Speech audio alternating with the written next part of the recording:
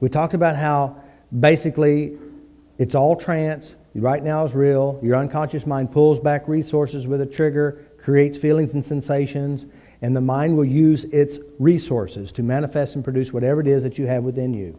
All right, so it's going to use its blood system, its lymphatic system, its the blood system, lymphatic system, the breath system, the whole system. The mind triggers the body to make it feel as if it were real now, and it's designed to motivate you, protect you, to do something, right? So what we do is we're using the tapping. Now, I call it tapping. Somebody asked me, what's the difference between tapping, NLP, EFT, FasterEFT?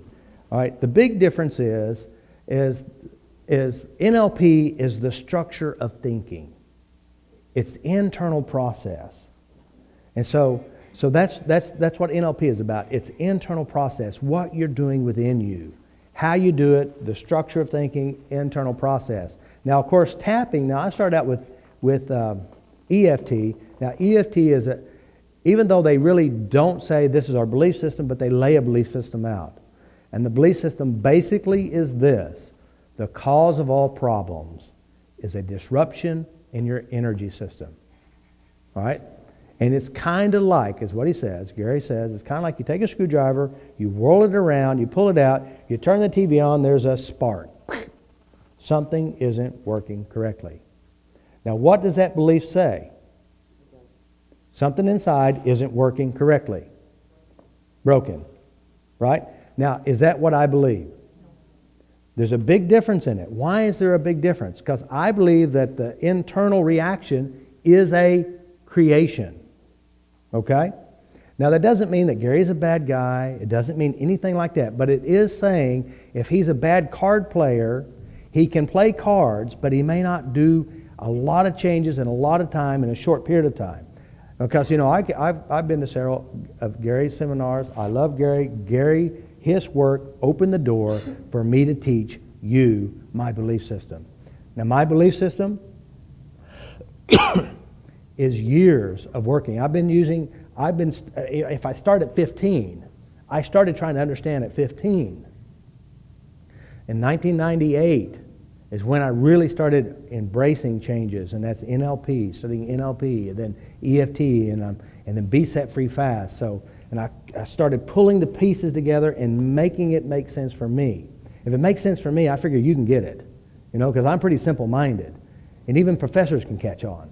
So the whole deal is that, because they talk over their head, and it's monotone, and you go, what the hell did they say? So anyway, so here it is. So I got to make it simple. So NLP is the structure of thinking. EFT is a tapping process with a belief system. The difference between faster EFT and traditional EFT or Be Set Free Fast is, one, the belief system is major. Secondly, the tapping process. Now, EFT and faster EFT have something in common. We tap. We tapped on the meridians.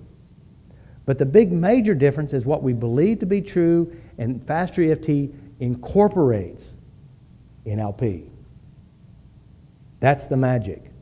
Not only is that the magic, but we also grab the structure that I found in Monsters and Magical Sticks, which is, it's all trance. Very, very powerful. When you start getting this, it's like, cool. This is really cool. You're not screwed up. Wow, do that again. Feel like shit again? Wow. How'd you do it? I can teach my friends. It's a skill. So you're not broken. Then you can go in and change it because you understand the structure. So NLP, EFT, Be Set Free Fast, that's a major component because I took some magic there and I made it simple. So then I take all this stuff and I created Faster EFT. Faster EFT really isn't EFT. It's just something that incorporates parts of it. Even though, what does that mean? They're aiming. So I took that and I said, I'll just aim faster. We just took the even though completely out. So I said, well, what about psychological reversal? Psycho who? Because I don't believe in psychological reversal. Because I believe it's a creation. And I believe in being completely thorough as you possibly can. So that's what I'll cover a little bit of that today too. Does that make sense? So then, that's the big difference. Faster EFT and EFT are using the meridian system. That's what they have in common. There is an aim. Hypnosis, by the way, when Jeff was up here, and all of a sudden you see that little cameras, and he went in a little bit trance right there, you see? See that glassy eye on his face? That was his trance. So the deal is, I said, look at the camera and tap. You know? And the interesting thing, he buys cameras, you know, and he does camera work. So the deal is, he needs to put the camera right in front of him and tap until it's gone. And he will do it. I mean, Linda, I said, put that microphone. She said, I hate this thing. I said, well, you better learn to love it. You're going to make millions with it, you know. That'd be a good idea, isn't it? So that's the big difference. All right. So faster EFT. And now there's other tapping processes out there. There's a lot of tapping processes. And they're just using the meridians. The big major difference, and then all of them breaks down to belief. What do you believe to be true? What do you presume to be true? And how you operate. I mean, I can take pretty much any technique with my belief system, I can make it work. Because I understand structure. And that's what I do, is teach structure. When you understand structure, you can change anything.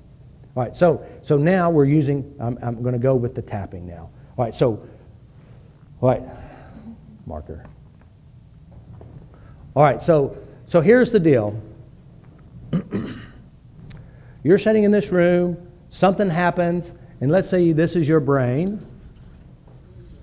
All right, this is your brain, and I made it small so it'll fit all of you. You didn't get that joke, did you? This is mine too, by the way. All right, that's the brain. All right, of course, in front of the brain you have the eyes, and whatever goes in, the brain records it, right? All right, this is how it works. So let's say, for example, you're sitting in this class, and I say something, you think about something, you're out in the world, and you're triggered, right? What happens? If I believe that what happens is that there starts a disruption in your body. So here it is, the brain, you'll have this experience, or you remember something, whatever this memory is, and as you think about it, it starts to make it seem real. So what it'll do, it uses its entire system, the heart system, the blood system, the lymphatic system, energetic system. So what it'll do, it'll shoot down to your heart, and it'll express whatever it thinks into the heart. And then it'll also shoot down to the lungs. And then it'll also shoot down to the kidneys. It'll also shoot down to your stomach, which is probably above your kidneys, but not today. And then your liver, wherever the liver is located. So here it is. You have this thought, and this thought is being triggered inside the body. This is the disruption. Correct? Is that correct? That's wrong. Absolutely wrong. This is not a disruption. This is a creation. I want you to understand, this is so vital. It's a creation. That means right now you can create sadness right now if you know how.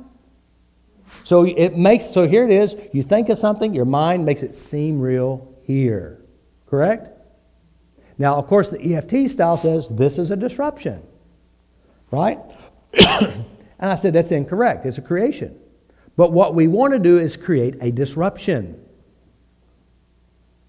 And when you create a disruption, then you create changes. Now let me help you understand. If you're thinking and your mind triggers your body and makes it seem real, what happens if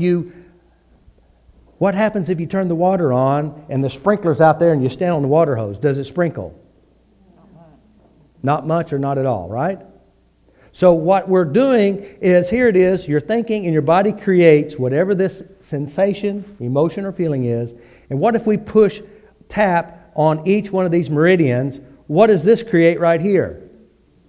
A disruption, which really screws up the mind-body communication, doesn't it? So here it is, you have anger and your mind creates it in the body, and then all of a sudden you push the stop on it and your body feels relaxed, and while it's relaxed, it's creating a new emotional neural association to the memory. So now here it is, you're feeling relaxed to this memory. Guess what happened? Perception changes at the same time. So the tapping actually creates a blockage in the communication system. And as you create this blockage, the shift between the mind-body changes. Does that make logical sense? Instead, this is not a disruption. This is a beautiful work of art. Doesn't that make sense? So now we're tapping on the meridian system and we're creating the blockage which breaks the communication between mind and body, therefore shifting perception and shifting your life. Because who you think you are is based on how you internalize who you are. Does that make sense? Is that purely simple? Good? Right. All right. So it does definitely knock in the head that it's a disruption. I believe. This is amazing. Pure amazing. All right? Now,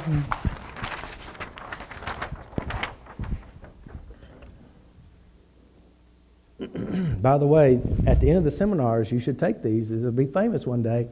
You can put it on eBay.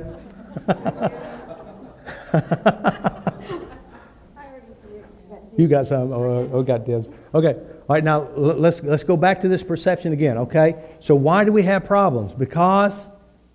Why do we have problems? Because we create them. We were born. No, that's the cause. Why we have problems is this. Write it down. Why we have problems right now. You've got to know this. If you don't know this, you're going to be screwed up the rest of your life. Nope. Wrong. Why we have problems is because I know how. Okay? That's great. Why we have problems? Because I know how. I'm doing something correctly to do it. I'm internalizing it. Now I've had many people. Now I've had this is absolutely the truth. She comes in and she goes, Robert, I got to be completely honest with you. I said, okay, what is it? She says, I've seen 14 other therapists before you. I said, well, 15's your lucky number. I said, I want to know what you've been talking about to all those therapists. I want that list. What you've been talking about each time. And the abuse of her father and all this stuff. I said, write down. I said, okay. And then you know what I did to her? I screwed up every bad memory she had. She could not feel bad. And guess what she can't talk about? She probably don't need a number 16. Do you see what I'm saying? Unless you're going to gripe, well, I went to this guy, number 15, and now I can't feel bad about my problems. He screwed up my entire identity. Oh, it's so crazy.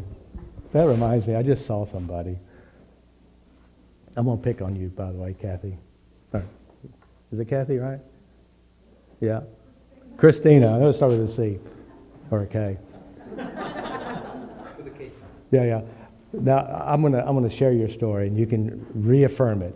She came to the seminar, and her husband was killed, right? And she said, well, do I have to go back to those memories if we address these? I said, no, not necessarily. So she booked her appointment. She came in and see me. And guess what we did? She said, I thought we didn't have to. I said, I lied.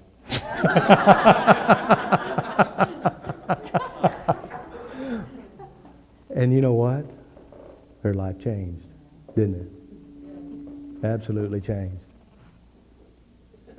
Because see, if you don't go there, now sometimes you don't have to, but some people are really stubborn. Aren't we all? It's so amazing, isn't it? It's so amazing how we can change. And I still remember that time. All right, let's do this. All right, we're talking about this. Now, here's something I want to help you understand. This is so powerful, and when you understand this, you're going to realize something really, really important. Everything. Now, you got to understand this. When I say everything, every memory, every person, every character inside you is who? You. So if I stir you up, good or bad, who is it? You. So, your worst nightmare. No matter who it is, what it is somebody you hate and cannot stand, who is it? When you get this, guys, When you go back and you play memories of what your father did and how he talked about you and your money, or your church people, or people taken from you, or you create this, and whatever it is inside you is you. So when you think it's your daddy, it's not your daddy. Your head isn't that big. He can't fit in there. It's you. When you realize this character, my dad, when I was in the 11th grade, this is not 11 years old, not 11th grade. I was 5th grade. I flunked second. Oh yeah, flunked. No. No, it was a good thing I flunked. I could buy beer at 18 and all my friends really liked me, you know. You know, that's true. Back when they passed the law, you had to be 21, you know.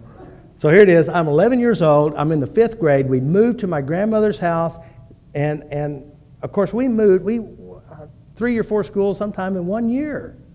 And so I didn't have this great skill of creating friends. And these boys chased me up the tree right next to the driveway. And of course, luckily for me, my dad pulled in. I thought, yay, he's going to save me. So I climbed down the trees, the boys backed off, and Dad beat me with a hammer in front of these boys, right there by the car. This happened. It was real. It was so real when I thought about it, but today, it's like it's a fantasy. It's like it didn't happen. It's like it's not real. But had I not gone to this memory, released the emotions and the feelings attached to it, I would be controlled and I would still be blaming who?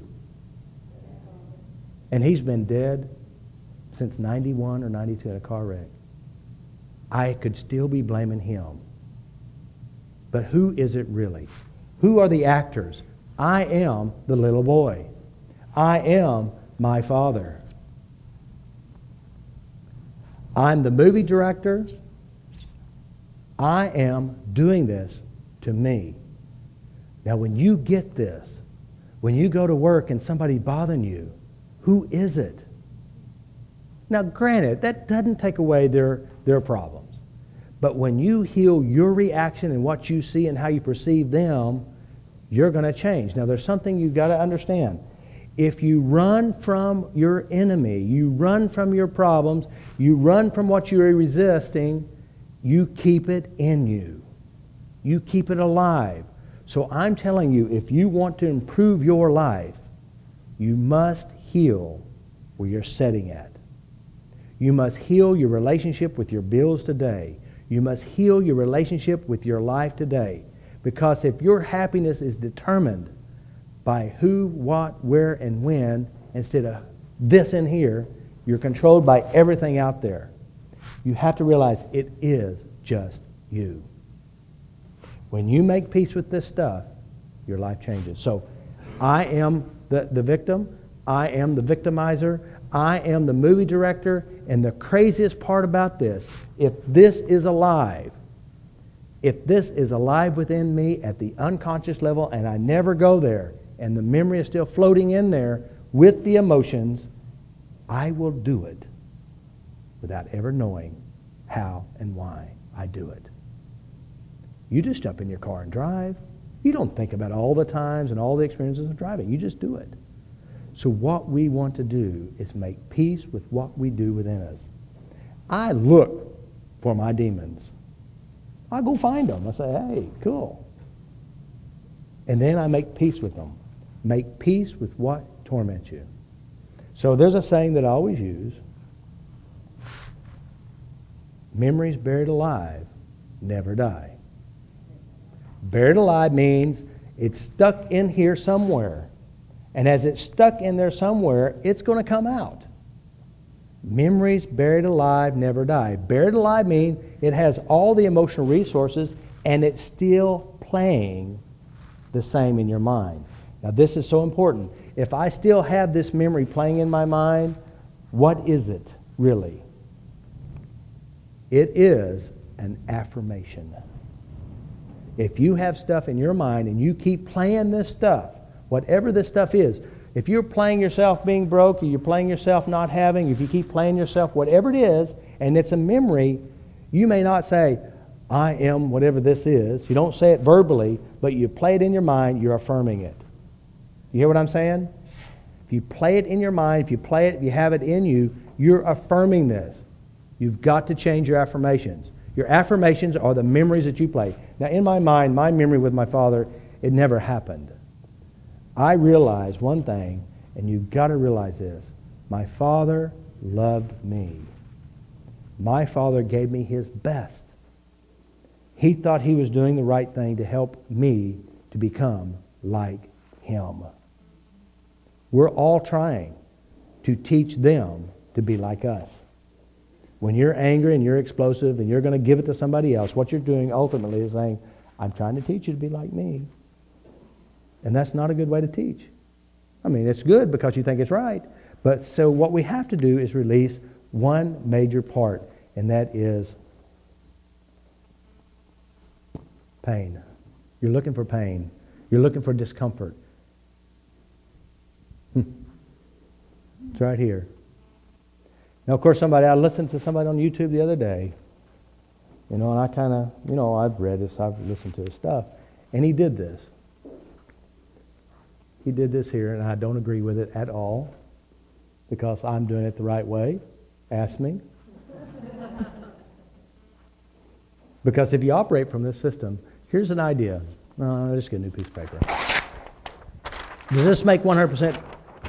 Is this real, okay? Now again, if it's inside you, who is it? It's you. If you have war memories, rape memories, abuses, whatever it is, if you hate somebody, inside you, it's really you. You have to realize that. And if you make peace within you, you have more peace. Okay. This guy said this.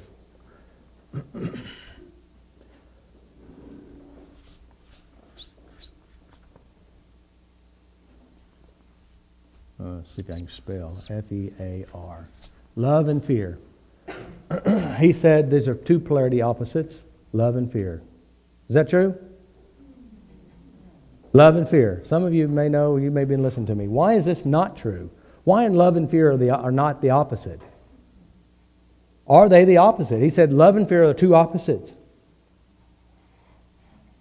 Some of y'all must be cronies or something. Y'all been listening to me before? I know normal people never hear me. They say, yes, that's true. Why is this? Because behind fear, what is fear trying to do to you? Protect you, trying to love you, isn't it? So they would think that this is two polarity opposites. But in reality, it's one and the same. I think the polarity opposites are pain and pleasure. That's it. And you can find love in both of those. You ever heard of the S&M shops where they beat each other up? I worked with this lady who was a madam, and I said, that's kind of weird. I said, well, what is it about being a madam? And he goes, well, they pay me to beat them up. I said, where in the heck do you get pleasure out of being beaten? It doesn't make sense to me. And you think about some of the stuff you do. Depressing yourself. Really, depressing yourself. Well, it just keeps me close to my mother. I said, God. Really, you think about some of the stuff you do, and you find pleasure in it. And you know why we do that? Because we've been emotionally conditioned to do that. Why would somebody want to be paid for someone to beat them? Why would you spend your time thinking about panic attacks before you get to the mall? You say, and there's a technique I call, I love what I hate what I love. Did you? Some of you who have not heard that? I love what I hate what I love. That's a technique I teach in my training. I'll tell you what it is. Judy, for example, I'm just making this up, Judy, or Susan. All right, Susan, she says, I'm so sick of this. I'm tired of panic attacks. I've had enough. I said, okay, come on in. She comes in. I said, okay, let's get rid of your panic attacks. I said, when do you have panic attacks? Well, as I'm driving to the mall, I'm starting to have a panic attack. So, okay. I said, okay, how do you know you have panic attacks? Well, I think about them all the time. I said, okay, so you drive to the mall. What do you think about when you drive to the mall? I said, I'm thinking about having a panic attack. I said, okay. And she's designing her whole life around what? So here she is. She says she hates it, but she spends all her time with it. I love what I hate what I love. I said, you love them? She said, like hell I do. I said, Would you hang around somebody who's always being mean to you and picking on you? I said, no, I'd avoid them. I said, who's making all these panic attacks inside you? You. You say you don't like it. Why do you spend all your time thinking about it? So here it is. I'm working on it. And I clean up these memories and these panic attacks. And all of a sudden, she's starting to feel a little pretty good. Stiff, said, wow, I hadn't had a panic attack. It's working. And then I said, well, I'll just see you next week. We'll work on some of this other stuff you hadn't dealt with. Next week, she calls me and goes, it all came back. I said, really? Now, of course, what is my belief? You had to do something correctly and make it come back. So tell me about it. How did it happen? Well, I'm driving to the mall, and I'm feeling pretty good. I said, I get to the mall, sit out in the parking lot. And as I'm sitting out in the parking lot, I imagine and remembering what I used to feel like. And guess what? She wasn't disappointed when she got there. Is this the craziest thing? You say you don't like it. Why do you spend all your time hanging around them? I love what I hate what I love. You see it? It's what we do within us that creates and manifests it. So, behind fear is love. Now, the question is, why do we do it? Why does somebody want to get beaten? And this is why. And I asked her, I said, God, this is so strange.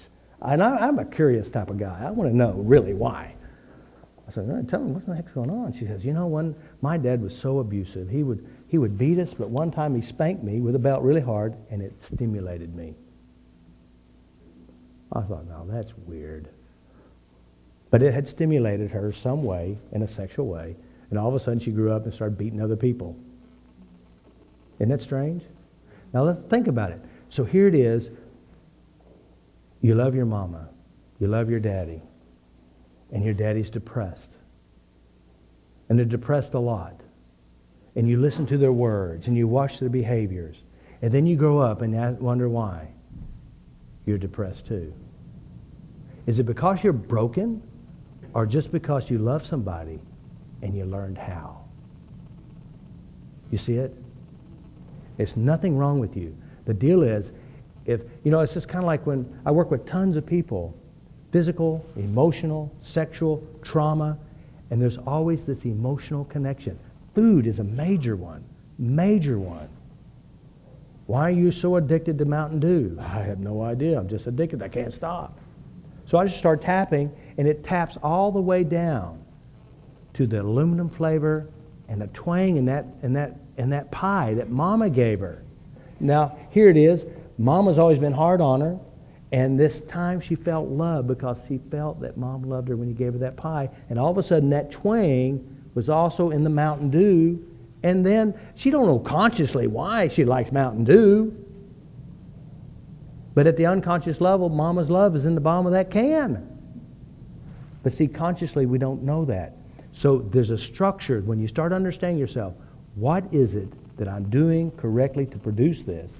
And it's the emotions. It's the sensations. And there's somebody you'll find at the bottom of your problem and a relationship and what we do. And I hear it all the time. Here it is. They don't want their depression. They don't want this. They don't want that. And here it is. We're tapping it away. And they go, wait a minute. I don't feel comfortable with it leaving me. I don't feel comfortable. I feel like I'm losing Mama. I'm losing this relationship because we built a foundation on what we known. You see it? So this is how it works. Yeah.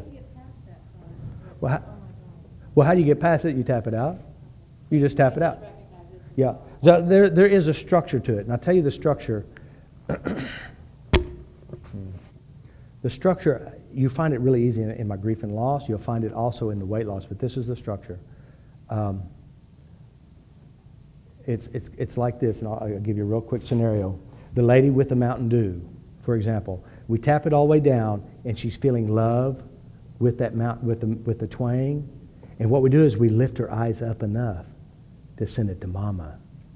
And then you create the association with Mama, not the depression, not the Mountain Dew, not the chocolate, not that. Then all of a sudden you start creating healthy associations.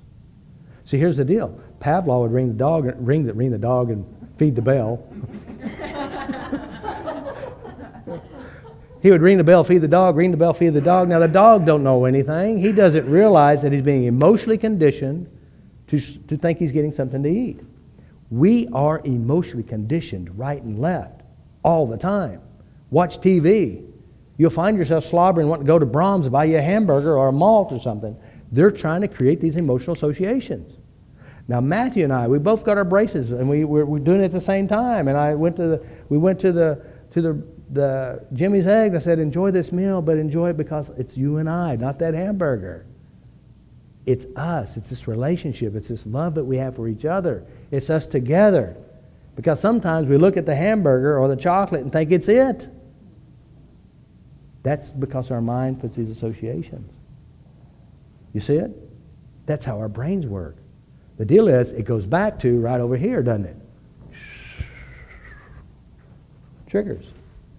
Unconscious triggers. That's how the brain works. So when we're operating FasterEFT, we're operating with the understanding of how and why we have problems. It's all triggers. It's all emotional associations. What we want to do is create happy, positive emotional associations. That's where your healing is. Again, when we talk about problems, boom, you just feel it. You think about money, you think about why you don't have it, you think about your sadness, you think about your depression, you think about whatever it is, all of a sudden you're manifesting, producing based on the structure in which you hold within you. So we just clean it up with the tapping. I was telling Robert that a couple of years ago I was on YouTube and I saw him, and I said, oh God, I don't want to have anything to do with him. I don't like the way he acts. I don't, I need something. What I didn't know was that I needed something easier, that I wasn't prepared yet to look at my stuff, and the resistance was so great, I put it on him. He was a pain. He was demanding. There was all these things that I saw in him. And so I went ahead and I learned about through Gary Craig, and I've had a great time the last year or so with this wonderful pablum with Brad Yates, and it's like, I'm going to have an amazing day. I'm having an amazing day. And so every morning I would tap on all this stuff and have an amazing day. And it works to a certain degree, but I can't get through the fact that there is all these issues with my dad and all kinds of things that I need to address here sometime in the next couple of days. And that scares me, and you can hear my throat's getting scared. So I guess it was doing this for a while and looking at myself. I saw Robert on YouTube again, and I looked at him and I said, oh my God, this is like going to college. I don't really want to do this, but he's going to make me look at my crap. And I need that because I can't go forward without this. And so I'm here. From Connecticut, I've flown here, and I've been only in the country for 2 weeks. I've been in Brazil, so it's a big deal for me just to keep doing this. But I'm here because I want to get well, because I want to heal, and I know that he's the next step. He's the college professor that I've always needed, but I resisted too much, and I didn't want to deal with it. So now I'm here trying to deal with it. Thank you so much. And it made me feel good. She came back. Because, again, what you resist persists. And you know that she's talking to me as if it was them, but really who is it? Ourselves. And so I'm here to help you heal. And the cool thing is that there is so much free stuff on YouTube. It is so free. And the nice thing is that you can go and heal yourself, and then you want to come to the seminar. Every one of them. Was that subliminal?